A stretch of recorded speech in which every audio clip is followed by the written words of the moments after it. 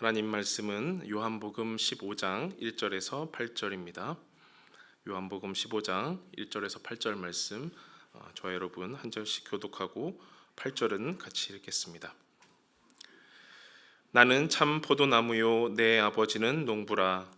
물은 내게 붙어 있어 열매를 맺지 아니하는 가지는 아버지께서 그것을 제거해 버리시고, 물은 열매를 맺는 가지는 더 열매를 맺게 하려 하여 그것을 깨끗하게 하시느니라.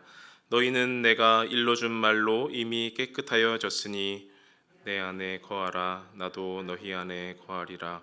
가지가 포도나무에 붙어 있지 아니하면 스스로 열매를 맺을 수 없음같이 너희도 내 안에 있지 아니하면 그러하리라. 나는 포도나무요 너희는 가지라. 그가 내 안에 내가 그 안에 거하면 사람이 열매를 많이 맺나니 나를 떠나서는 너희가 아무것도 할 수 없음이라.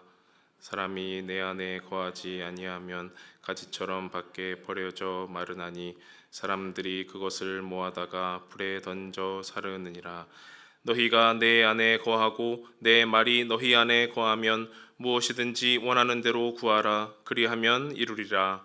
너희가 열매를 많이 맺으면 내 아버지께서 영광을 받으실 것이요 너희는 내 제자가 되리라.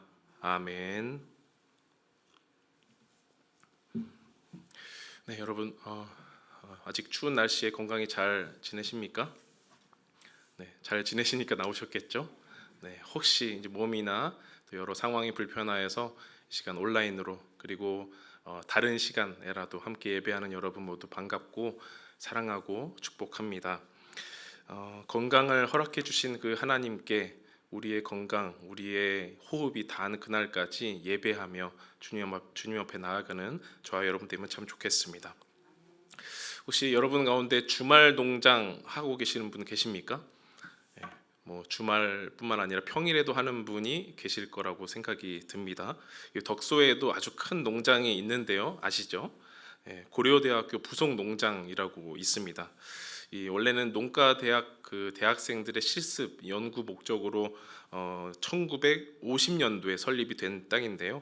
나중에 이 농업대학이 생명과학대학으로 바뀌게 되면서 이 농장이 이제 방치가 되었다고 합니다.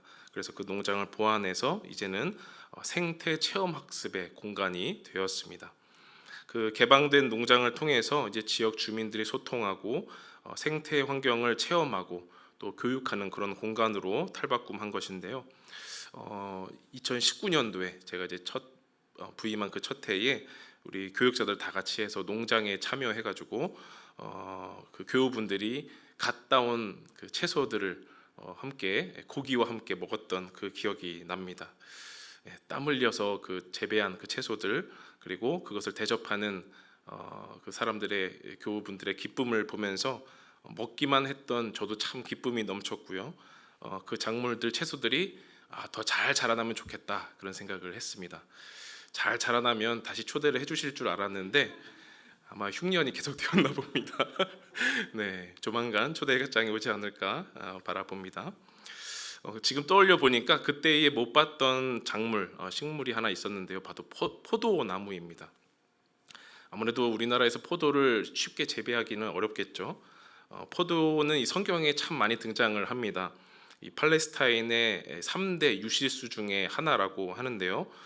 우리가 감람나무라고 부르는 이제 올리브나무, 그리고 무화과나무, 그리고 포도나무 이렇게 세 가지가 3대 유실수 중에 하나라고 합니다. 우리나라보다는 아무래도 지중해 연안처럼 따뜻하고 또 배수가 잘 되는 그런 토양에서 포도나무가 잘 자라는데요. 일반적으로 자라는데 4년에서 5년 정도 걸린다고 합니다. 주말 농장에서 키우기에는 너무 인내심이 많이 필요하겠죠. 그래서 고대 근동에서는 거의 전 지역에서 포도를 재배했는데 보통은 먼저 이 밀이나 보리를 평지에 심기 때문에 포도는 그 나머지 땅, 언덕이나 경사진 곳에서 계단식으로 개간을 해서 배수로를 내고 포도나무를 심었습니다. 그리고 5년 동안 가만히 두는 것이 아니라 정기적으로 가지치기를 해서 더 많은 열매가 잘 자랄 수 있게 합니다. 나무가 그 가지가 최상의 열매를 착 맺으면 열매를 맺지 못하는 가지는 가지치기를 해서 열매를 잘 맺는 가지가 더 잘 자랄 수 있도록 하는 것이고, 또 잘 자라는 그 가지를 묘목을 잘라서 심고 하면서 포도원을 늘려 나가는 것이죠. 이 포도나무는 뿌리도 깊게 내려서 어지간한 더위도 잘 버티고, 또 경사지대, 산악지대, 또 그런 곳에서 잘 자라기 때문에 많은 이 고대 사람들이 포도나무를 재배했습니다. 이제 5년쯤 되면은 보통 5월쯤에 가지치기를 하고요. 햇살이 뜨거운 8, 9월에 포도 열매를 수확합니다. 그러면 농부는 벌레를 잡고 가시덤불, 잡초를 제거하고 야생 짐승이나 도둑들의 침입을 5년간 막아냅니다. 이렇게 온갖 주의를 기울이지만 혹시 만약에 자연재해가 닥친다면 좋은 열매를 거둘 수 없게 되는 거죠. 그래서 포도원지기는 밤에도 온기를 잘 유지할 수 있도록 이 포도나무들을 좀 오밀조밀하게 심기도 하고요. 너무 추울 때는 모닥불이나 횃불을 피우기도 합니다. 이렇게 여러 노력을 기울이는데 궁극적으로 이 열매를 맺게 하시는 분은 과연 누구실까? 하나님이시다라는 것을 느끼며 고백하는 것이죠. 이렇게 고대의 포도 농사는 극진한 보살핌과 투자가 필요한 일이었습니다. 한시라도 소홀하면 포도원은 금세 황폐해지기 때문입니다. 그래서 이스라엘 백성들은 이 하나님의 보호하심, 하나님의 돌보심을 말할 때 두 가지 이미지를 떠올리는데요. 하나는 맹수를 막고자 양의 문에서 자지도 않고 양들을 지키는 목자입니다. 시편 23편 4절 보면 내가 사망의 음침한 골짜기로 다닐지라도 해를 두려워하지 않을 것은 주께서 나와 함께 하심이라. 주의 지팡이와 막대기가 나를 안위하시나이다 라고 하고요. 또한 요한복음 10장 8절에 보면 내가 문이니 누구든지 나로 말미암아 들어가면 구원을 받고 또는 들어가며 나오며 꼴을 얻으리라. 목자이신 우리 하나님을 떠올리게 하는 구절입니다. 또 하나 하나님의 보호하심을 말할 때 떠올리는 이미지는 도둑과 맹수의 침입을 막고자 망대에서 자지도 않고 졸지도 않고 파수꾼처럼 지키는 포도원지기입니다. 하나는 목자, 하나는 포도원지기인데요. 포도원 망대 사진 하나 보여드리겠습니다. 시편 121편 4절에 이스라엘을 지키시는 이는 졸지도 아니하시고 주무시지도 아니하시리로다. 뭐 옛날에 저렇게 멋있게 지었을 리는 없겠지만 저 안에서 포도원 망대에서 가족들이 함께 거주하면서 24시간 내내 포도원을 지키는 것이죠. 이 망대에서 가족들이 머물면서 또 하나님의 말씀 121편의 말씀을 들었을 때 이해가 되지 않겠습니까? 하나님은 포도원지기처럼 우리를 졸지도 않고 자지도 않으시면서 우리를 지키시는구나. 이러한 배경 속에서 오늘 말씀을 좀 들여다보면 보면 좋겠습니다. 요한복음 15장 1절에 보면 예수님은 제자들에게 자신을 선포하십니다. 나는 참 포도나무요 내 아버지는 농부라. 예수님께서 참 포도나무가 되시고 하나님께서는 그 나무를 심으시고 가지치기를 하시고 열매를 맺게 하신다. 그 하나님이 농부시다라는 말입니다.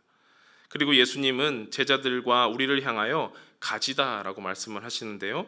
5절 말씀을 함께 읽어보겠습니다. 시작. 나는 포도나무요 너희는 가지라. 그가 내 안에 내가 그 안에 거하면 사람이 열매를 많이 맺나니 나를 떠나서는 너희가 아무것도 할 수 없음이라.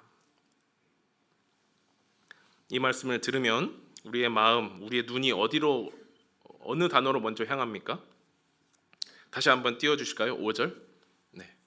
우리의 눈이 어느 단어에 먼저 가나요?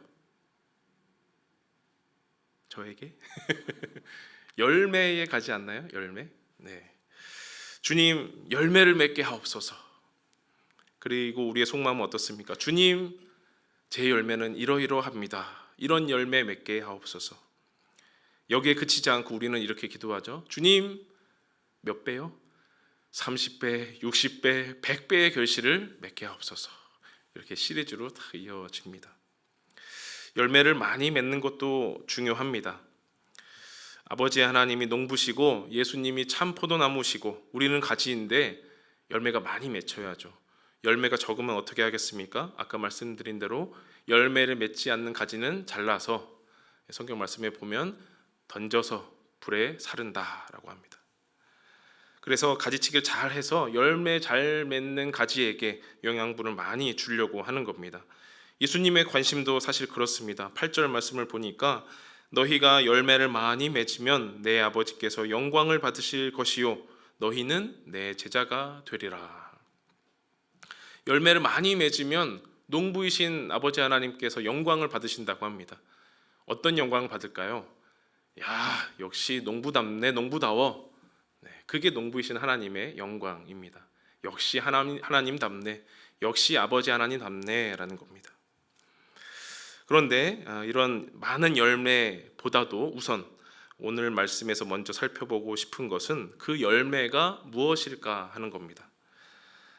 우리가 한낱 가지라고 하더라도 아무 생각 없이 그냥 무슨 열매가 열리든 말든 농부가 알아서 하겠지라고 하지 말고 우리가 그 열매가 뭔지는 알아야 하지 않겠습니까? 그 힌트는 가지에 있지 않고 나무에 있습니다. 무슨 나무죠? 참 포도나무. 그럼 무슨 열매가 열릴까요? 포도가 열리겠죠. 네, 문자적으로 그렇습니다. 그런데 그 포도를 조금 더 살펴보면 그 열매도 그 뜻을 알 수 있을 것입니다. 이 요한복음에서 포도가 위치한 그 지점을 살펴보면 참 재미있는 것을 알 수 있는데요.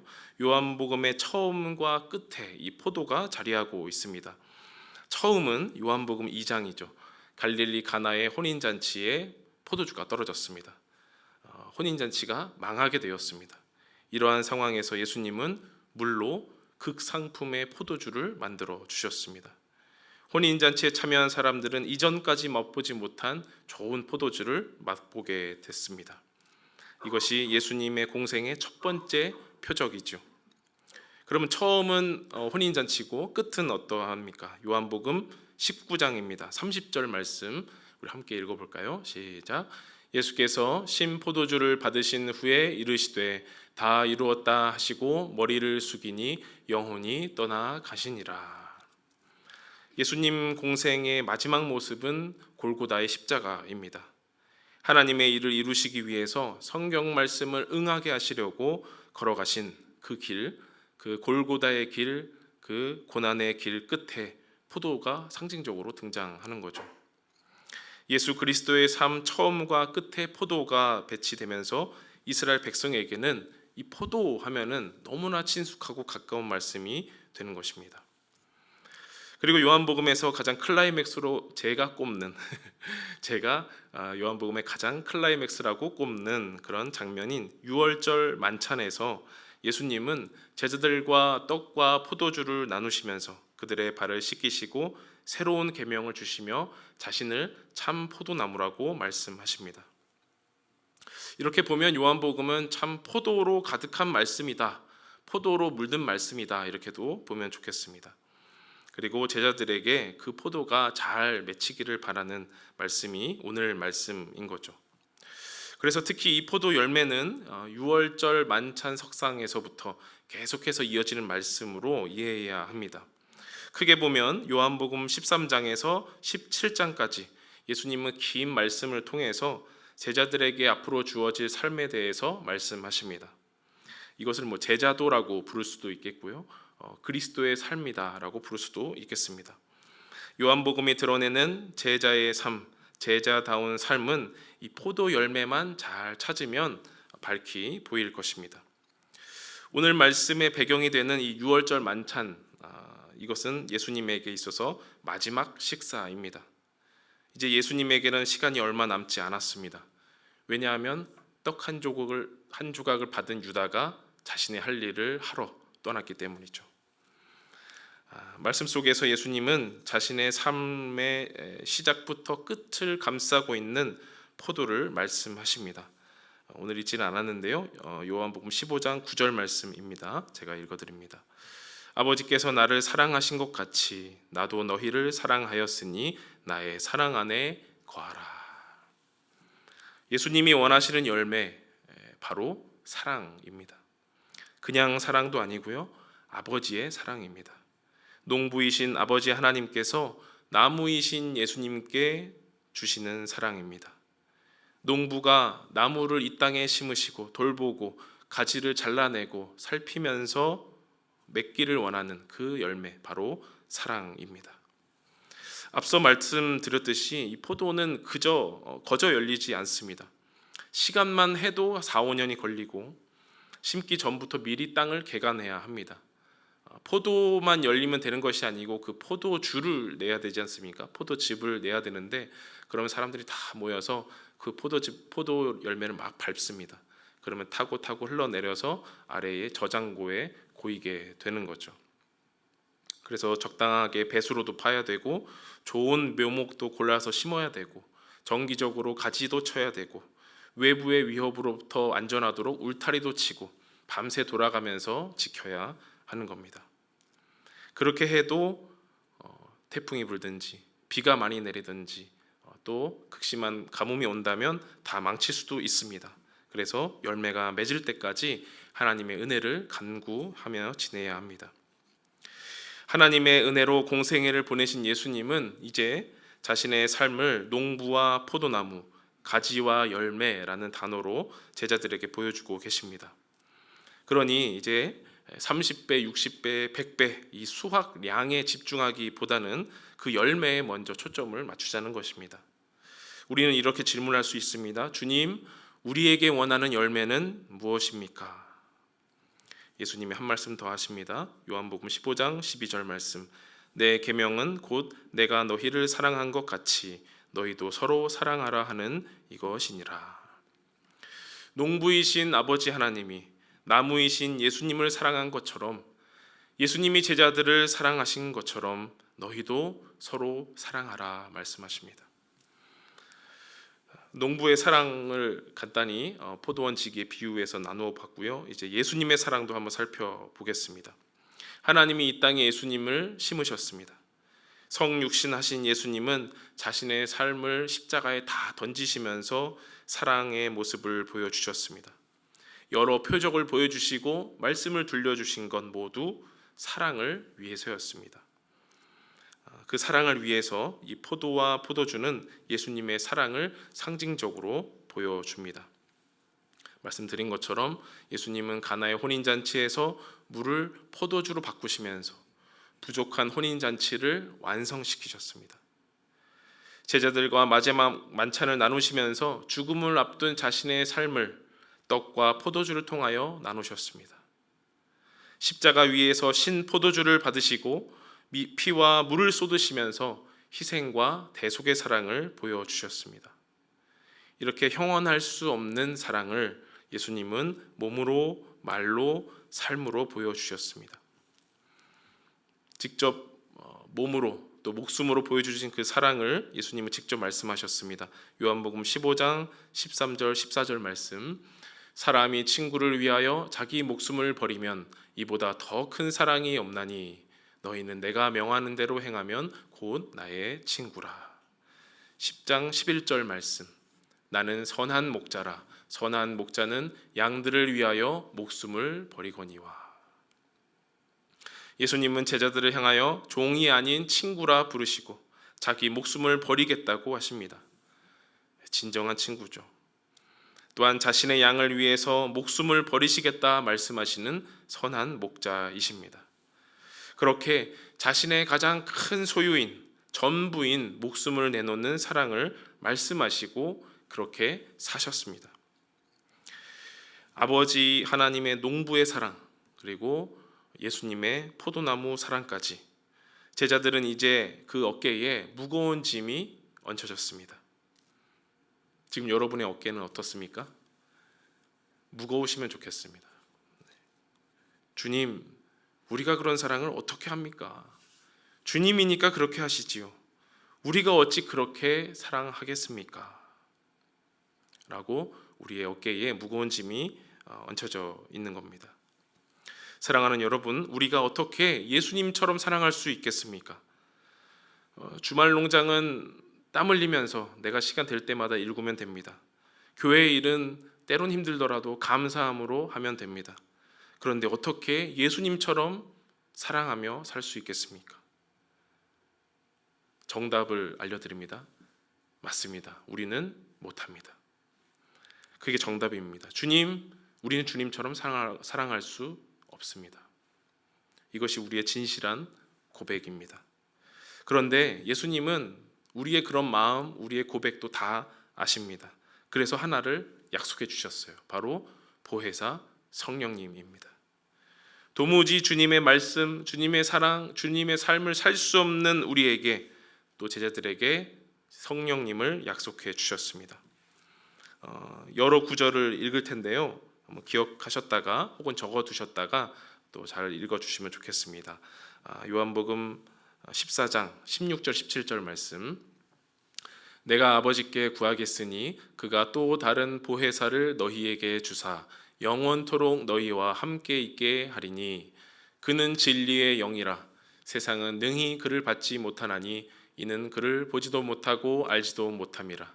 그러나 너희는 그를 아나니 그는 너희와 함께 거하심이요 또 너희 속에 계시겠음이라. 14장 26절 말씀. 보혜사 곧 아버지께서 내 이름으로 보내실 성령, 그가 너희에게 모든 것을 가르치고 내가 너희에게 말한 모든 것을 생각나게 하리라. 15장 26절. 내가 아버지께로부터 너희에게 보낼 보혜사 곧 아버지께로부터 나오시는 진리의 성령이 오실 때에 그가 나를 증언하실 것이요. 마지막 16장 13절. 그러나 진리의 성령이 오시면 그가 너희를 모든 진리 가운데로 인도하시리니 그가 스스로 말하지 않고 오직 들은 것을 말하며 장래일을 너희에게 알리시리라. 아멘. 예수님은 십자가의 죽음으로 자신이 떠나갈 것이지만 우리에게 하나 약속하셨습니다. 우리와 영원토록 함께 하시는 그 보혜사 성령으로 말미암아 예수님의 말씀이 생각나고 우리가 예수님을 증언하며 성령께서 우리를 진리 가운데로 인도하실 것이다. 이렇게 말씀하십니다. 조금 더 풀어서 오늘 말씀 앞뒤를 풀어서 제자들에게 말해본다면 이렇게 될 것입니다. 그래, 내가 너희 안에 있다는 것을 잘 모르겠지. 이제 내가 떠난다고 하니까 두렵지. 친구처럼 목숨을 버리는 사랑을 말하니까 고민이 되지. 걱정하지 마. 보혜사 성령께서 다 도와주실 거야. 그러니 너희는 내 안에 거하고 서로 사랑해야 해. 왜냐하면 너희가 내 안에 거하면 세상은 너희가 자기 속에 있지 않다고 너희를 미워하게 될 거야. 세상으로부터 박해받을 때에 왜 이런 일이 일어나는지 너희는 그때 알아야 해. 내가 포도나무에 탁 붙어있는 가지처럼 세상이 아닌 예수님 안에 붙어있기 때문에 이런 일을 겪는구나.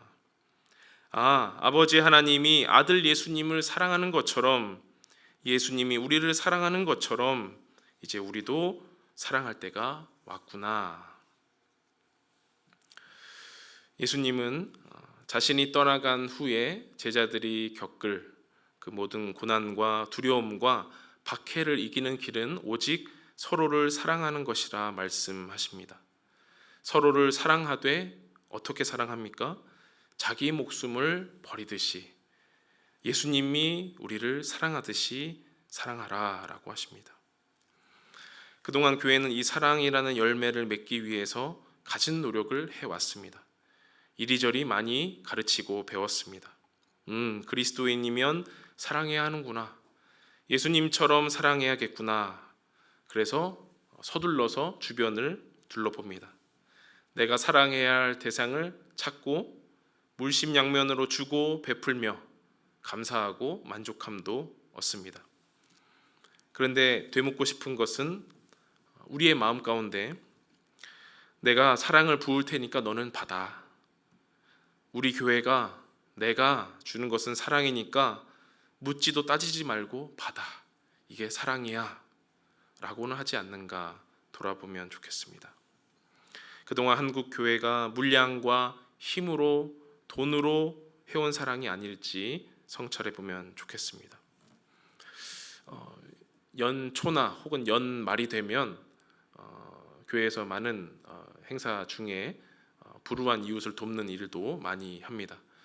그때가 되면 그 시즌이 되면 기독 신문에 많은 기사가 나는데요. 특히나 큰 교회에서 큰 헌금을 불우한 이웃에 도왔다라는 그런 소식이 들립니다. 너무 감사하고 참 좋은 일이지요.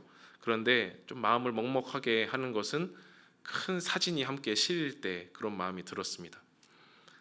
주말에 쉬셔야 하는 혹은 주일에 다른 교회에 가야 하는 공무원들이 다 이렇게 올라와서 큰 이제 판넬과 함께 사진을 탁 찍는 거예요. 너무 좋은 일이긴 한데 교회에서 참 힘든 일이고 힘을 내는 일이긴 한데 저게 사랑을 보여주는 아주 쉬운 일이겠구나 이런 생각도 들면서 좀 씁쓸하기도 했습니다. 교회가 그리고 우리 공동체가 이 초심을 찾아야 되지 않는가 생각을 합니다. 사랑의 시작을 회복해야 되겠습니다. 포도 열매가 사랑이라는 것 말씀드렸습니다. 그리고 우리가 예수님처럼 사랑하려면 우리 자신의 힘으로는 안 되니까 보혜사 성령의 도우심이 필요하다는 것도 말씀드렸습니다.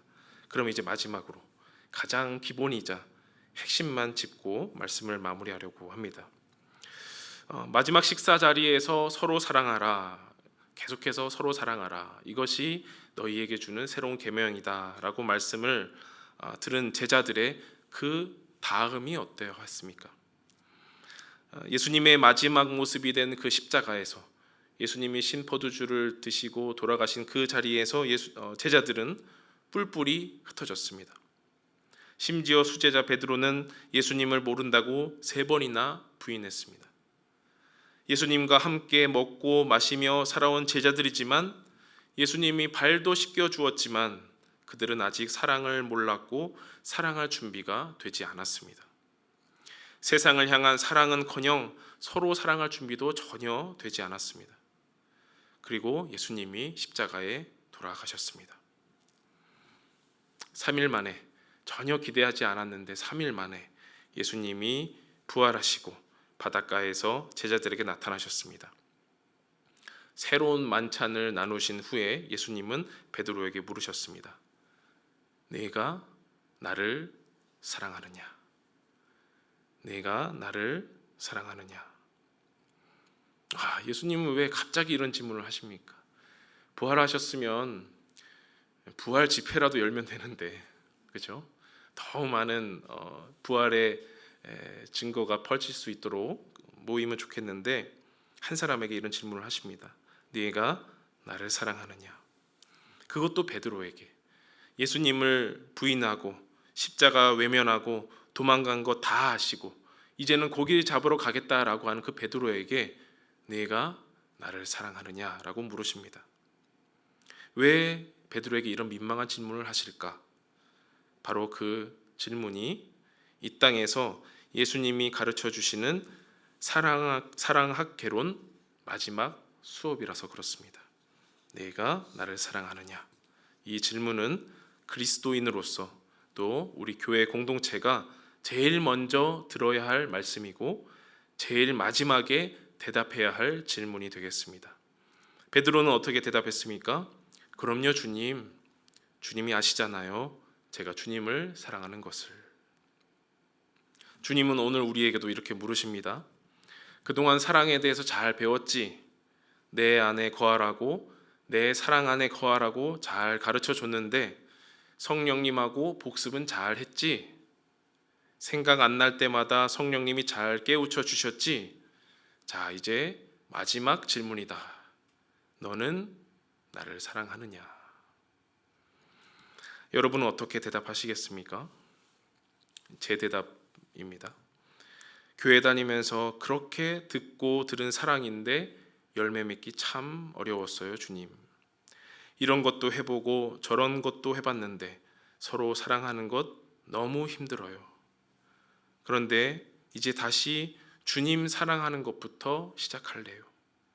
그동안 머리로만 사랑했지만 이제 온 몸으로, 온 마음으로 주님 사랑해 볼래요. 그때 주님이 이렇게 말씀하시지 않을까요? 내 양을 먹이라. 사랑하는 여러분, 우리 안에 주님이 거하셔서 주님을 향한 사랑이 가장 우선이 되면 좋겠습니다. 우리를 위해 죽으시고 다시 사신 주님을 향한 사랑이 가장 우선입니다. 주님을 향한 사랑이 회복되어야 그 다음에 서로 사랑할 수 있고요, 내 양을 먹일 수 있습니다. 사랑하는 여러분, 이 시간 포도 내음으로 가득한 주님의 사랑을 기억해 보시길 바랍니다. 우리를 위해서 이 땅에 오셨고 다시 오실 주님을 기억하시길 바랍니다. 목숨까지도 내어놓으시는 우리 주님의 사랑 안에 거하기를 간절히 소망하십시오. 그리고 그 무엇보다도 오직 주님만을 사랑하는 우리가 되게 해달라고, 오직 주님만 사랑하게 해달라고 간절히 바라십시오. 이 시간 언제나 우리의 모습 부끄럽지만 주님 우리 안에 거하셔서 주님만 사랑하게 해달라고 간절히 찬양하시고 기도하겠습니다.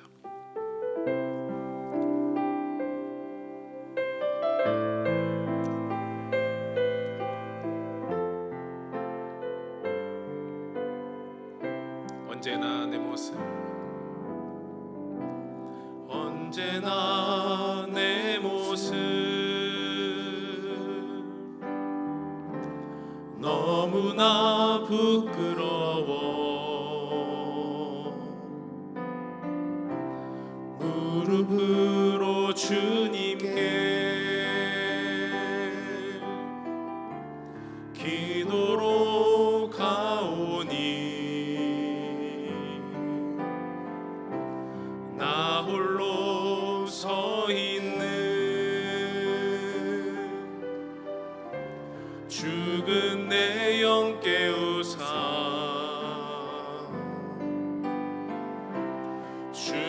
주님만 나를 세워 내 영 살게 하소서. 주님 내 안에, 주님 내 안에, 내 안에 계시고 주님 내 안에, 주님 내 안에 나를 세워주소서. 언제나 내 모습, 언제나 내 모습 너무나 부끄러워 무릎으로 주님께 기도로 가오니 나 홀로 서 있는 죽은 내 영 깨우사 주님만 나를 세워 내 영 살게 하소서. 주님 내 안에, 주님 내 안에, 내 안에 계시고 주님 내 안에, 주님 내 안에 나를 주님 내 안에, 주님 내 안에, 주님 내 안에, 주님 내 안에, 내 안에 계시고 주님 내 안에, 주님 내 안에 나를 세워주소서.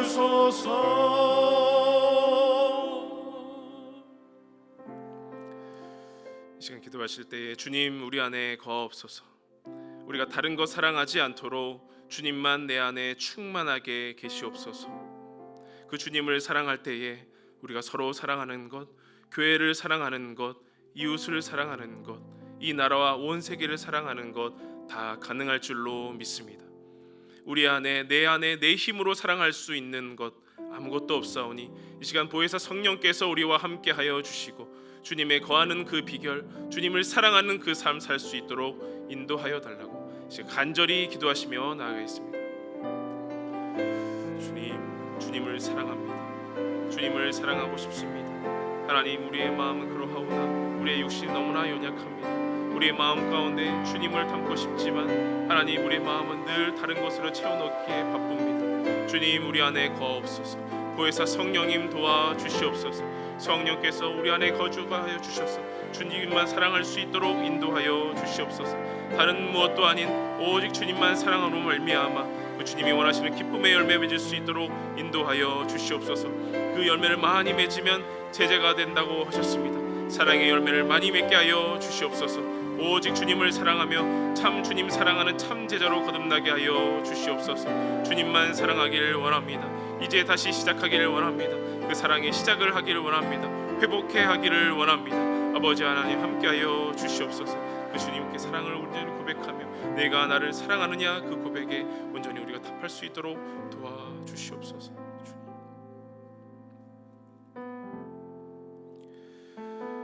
주님, 언제나 주님 앞에 나올 때마다 너무나 부끄럽습니다. 그 옛날 제자들에게 주신 말씀대로 서로 사랑하기는커녕 세상에 속한 자처럼 미움만 일삼았습니다. 조금이라도 사랑을 쥐어짜내고 싶지만 껍데기만 남는 것 같습니다.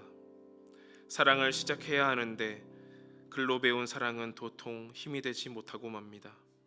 주님, 그래서 이제 다시 시작하려고 합니다. 주님을 사랑합니다. 이 사랑의 고백을 다시 드립니다. 영원토록 주님의 사랑 안에 거하게 하옵소서. 그렇게 역사하실 예수님의 이름으로 기도하옵나이다. 아멘.